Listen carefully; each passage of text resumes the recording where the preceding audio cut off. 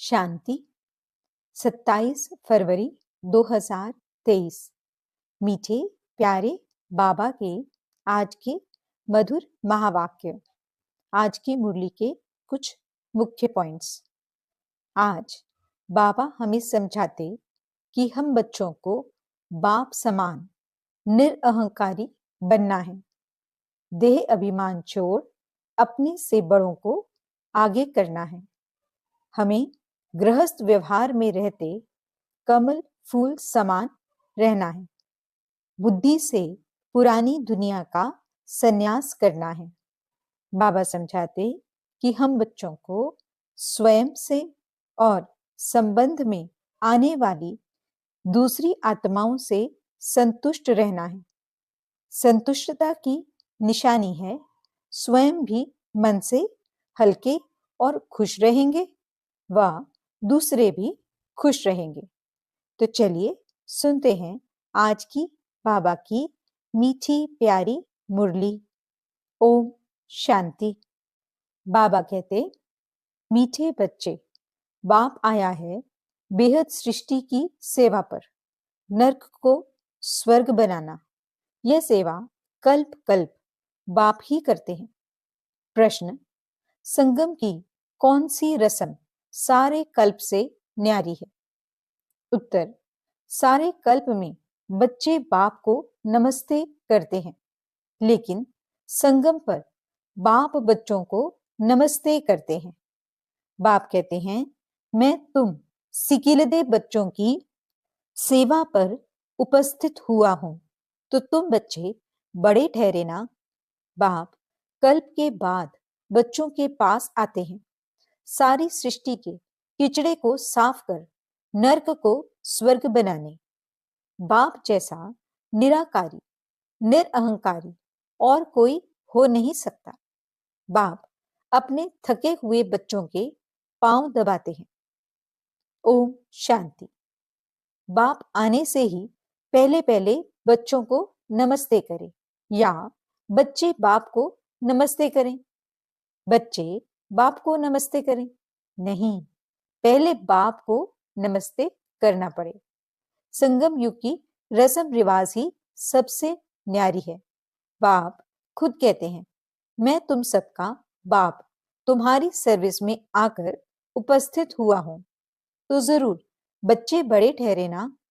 दुनिया में तो बच्चे बाप को नमस्ते करते हैं, यहाँ बाप नमस्ते करते हैं बच्चों को। गाया भी हुआ है, निराकारी निरअहंकारी, तो वह भी दिखलाना पड़े ना। वह तो सन्यासियों के चरणों में झुकते हैं, चरणों को चूमते हैं, समझते कुछ भी नहीं। बाप आते ही हैं बच्चों से मिलने कल्प के बाद। बहुत सिकिलदे बच्चे हैं, इसलिए कहते हैं, मीठे बच्चे थके हो, द्रौपदी के भी पांव दबाए हैं ना, तो सर्वेंट हुआ ना। वंदे मातरम किसने उच्चारा है? बाप ने। बच्चे समझते हैं बाप आया हुआ है सारी सृष्टि की बेहद सेवा पर। सृष्टि पर कितना किचड़ा है, यह है ही नर्क, तो बाप को आना पड़ता है नर्क को स्वर्ग बनाने। बहुत उकीर यानी प्यार उमंग से आते हैं, जानते हैं मुझे बच्चों की सेवा में आना है, कल्प कल्प सेवा पर उपस्थित होना है।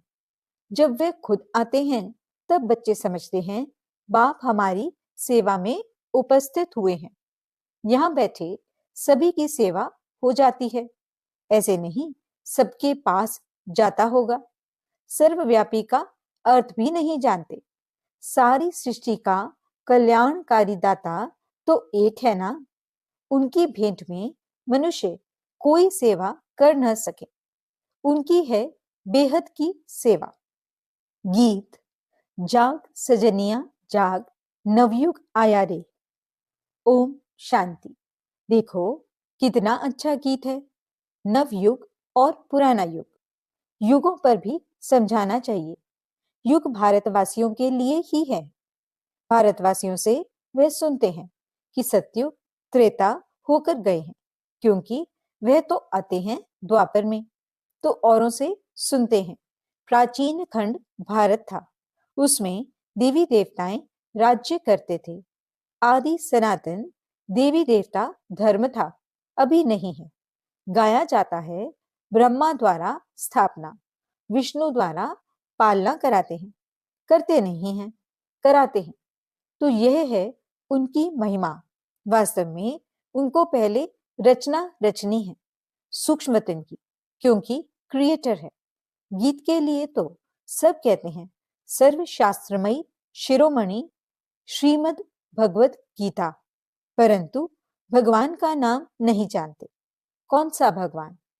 व्यास आदि शास्त्र बनाने वालों ने श्री कृष्ण का नाम डाल दिया है। गीता तो देवी देवता धर्म की माई बाप है, बाकी सब बाद में आए। तो यह हुई प्राचीन। अच्छा, भगवान ने गीता कब सुनाई? जरूर सभी धर्म होने चाहिए।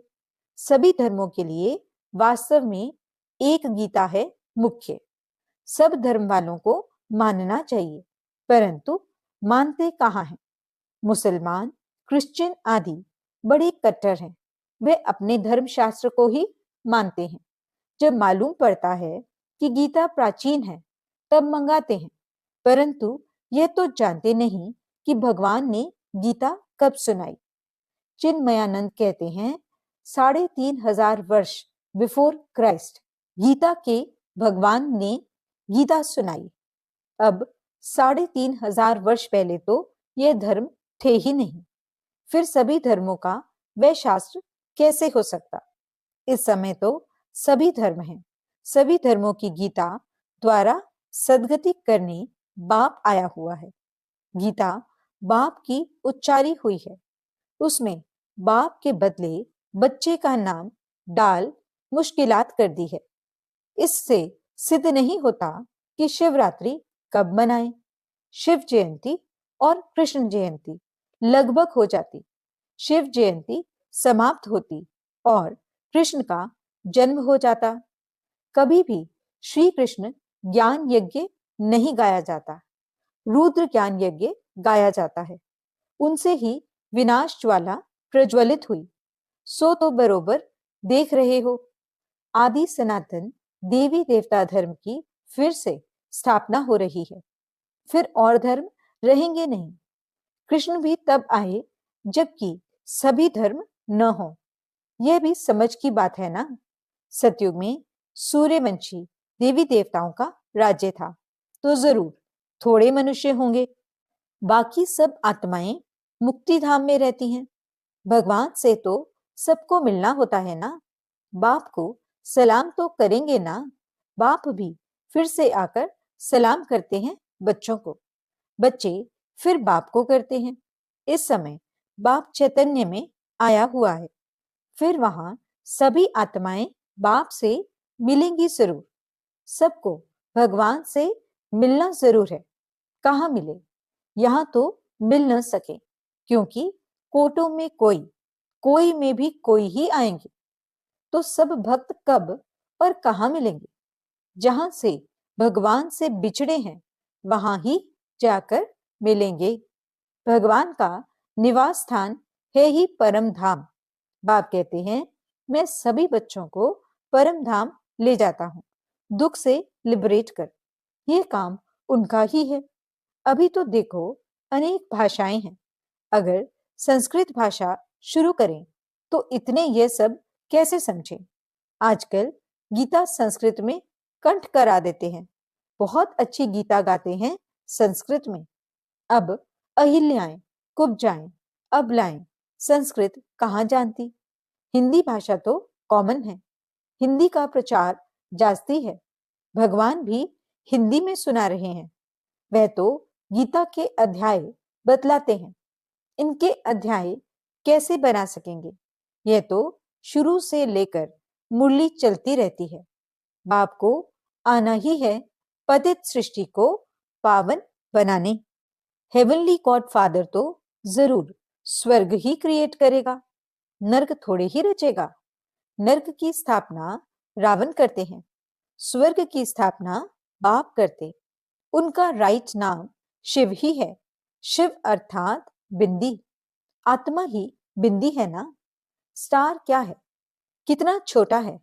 ऐसे थोड़ी ही आत्माएं ऊपर जाएंगी तो बड़ी हो जाएंगी। यह तो भृगुटी के बीच में निशानी दिखाते हैं। कहते भी हैं भृगुटी के बीच में चमकता है अजब सितारा। तो जरूर भृगुटी में इतनी छोटी आत्मा ही रह सकेगी। तो जैसे आत्मा है वैसे परमात्मा। परंतु वंडर यह है जो हर एक इतनी छोटी आत्मा में सभी जन्मों का पाठ भरा हुआ है, जो कभी घिसता नहीं है, फॉर एवर चलता रहेगा। कितनी गुह्य बातें हैं। आगे कब ये बातें सुनाई थी क्या? आगे तो कहते थे लिंग रूप है, अंगुष्ठाकार है। पहले ही अगर ये बातें सुनाते तो तुम समझ नहीं सकते। अभी बुद्धि में बैठता है। स्टार तो सब कहेंगे, साक्षात्कार भी स्टार का होता है। तुमको साक्षात्कार किस चीज का चाहिए? नई दुनिया का। नई दुनिया स्वर्ग रचते हैं बाप, वही सबको भेज देंगे। खुद एक ही बार आते हैं। अब मनुष्य मांगते हैं शांति, क्योंकि सभी शांति में ही जाने वाले हैं। कहते हैं सुख कागविष्ठा समान है। गीता में तो है राजयोग, जिससे राजाओं का राजा बनते हैं।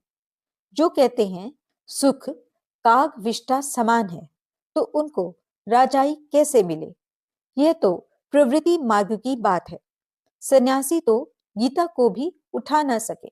बाप कहते हैं सन्यास दो प्रकार के हैं। यूं तो सन्यासियों में भी बहुत प्रकार के हैं। यहाँ तो एक ही प्रकार का सन्यास है। तुम बच्चे पुरानी दुनिया का सन्यास करते हो। गृहस्थ व्यवहार में रहते कमल फूल समान रहना है। कैसे रहते हैं सो इन्हों से पूछो। बहुत हैं जो ऐसे रहते हैं। सन्यासियों का ये काम नहीं है। नहीं तो खुद क्यों घर बार छोड़ते? Charity begins at home. पहले पहले तो स्त्री को सिखलाएं। शिव बाबा भी कहते हैं पहले पहले मैं अपनी स्त्री यानी साकार ब्रह्मा को समझाता हूं ना। Charity begins at home. Shiv Baba का यह चैतन्य होम है। पहले पहले ये स्त्री सीखती, फिर उनसे अडॉप्टेड चिल्ड्रन नंबरवार सीख रहे हैं। ये बड़ी गुह्य बातें हैं। सभी शास्त्रों में मुख्य शास्त्र है गीता, परंतु गीता शास्त्र से कोई प्रेरणा नहीं करते हैं। वे तो यहाँ आते हैं, यादगार भी हैं। शिव के अनेक मंदिर हैं। खुद कहते हैं मैं साधारण ब्रह्मा तन में आता हूं। ये अपने जन्मों को नहीं जानते। एक की बात तो है नहीं। सभी ब्रह्मा मुख वंशावली बैठे हैं। सिर्फ इस एक को ही बाप समझाए, परंतु नहीं। ब्रह्मा मुख द्वारा तुम ब्राह्मण रचे गए, सो तो ब्राह्मणों को ही समझाते हैं। यज्ञ हमेशा ब्राह्मणों द्वारा ही चलता है। उन गीता सुनाने वालों के पास ब्राह्मण है नहीं, इसलिए वे यज्ञ भी नहीं ठहरा। यह तो बड़ा भारी यज्ञ है। बेहद के बाप का बेहद का यज्ञ है।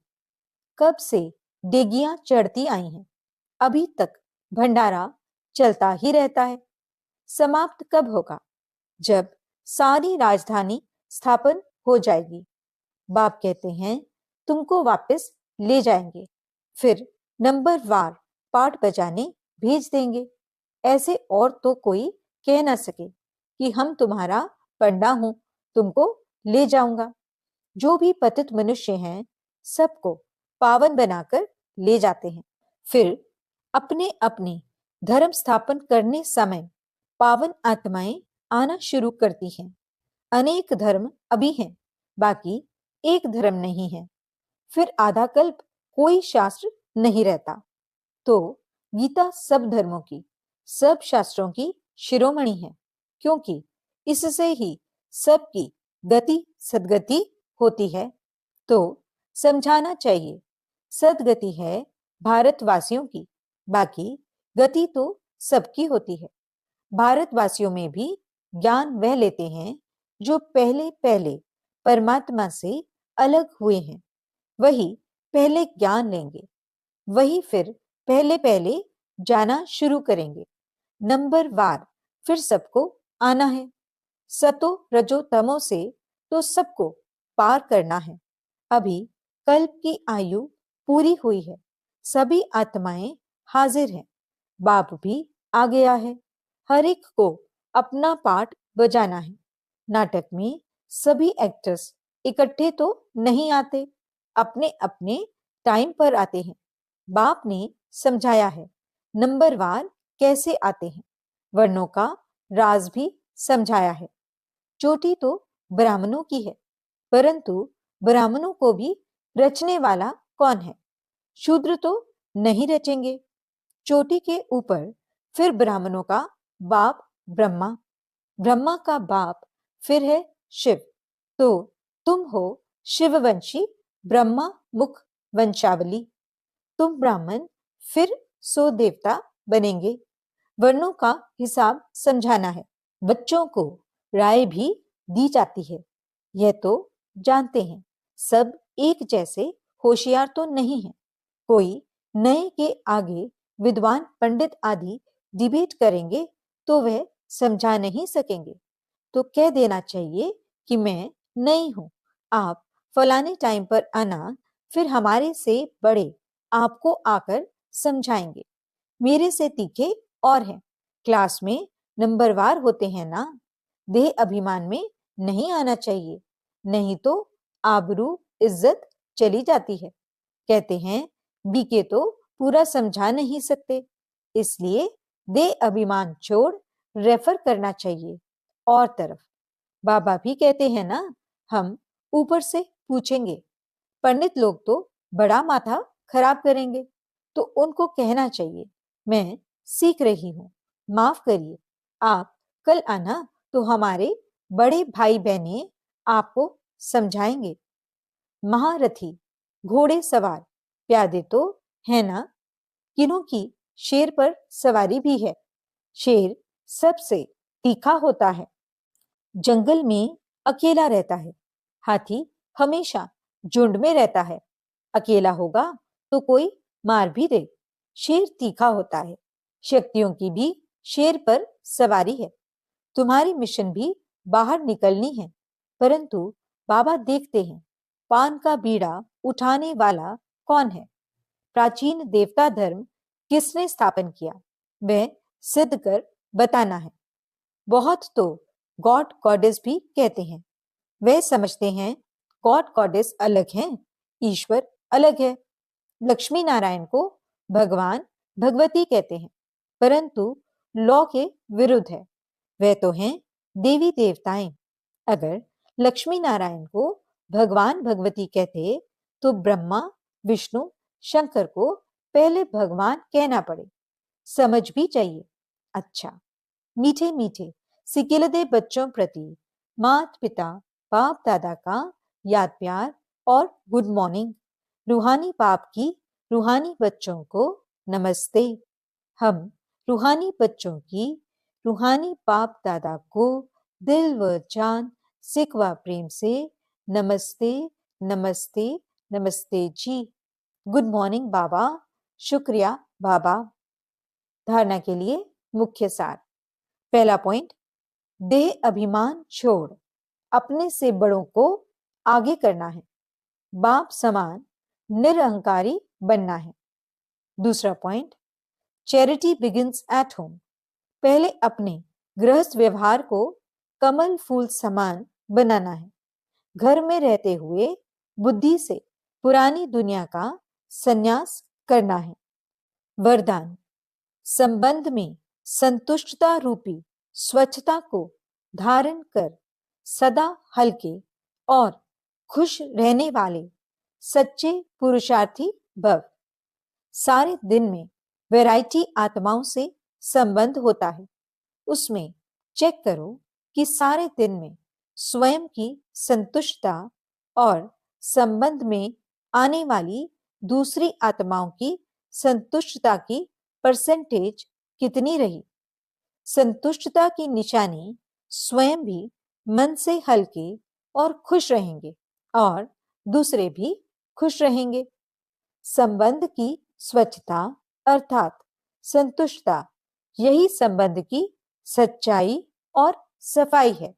इसलिए कहते हैं सच तो बीठो नच।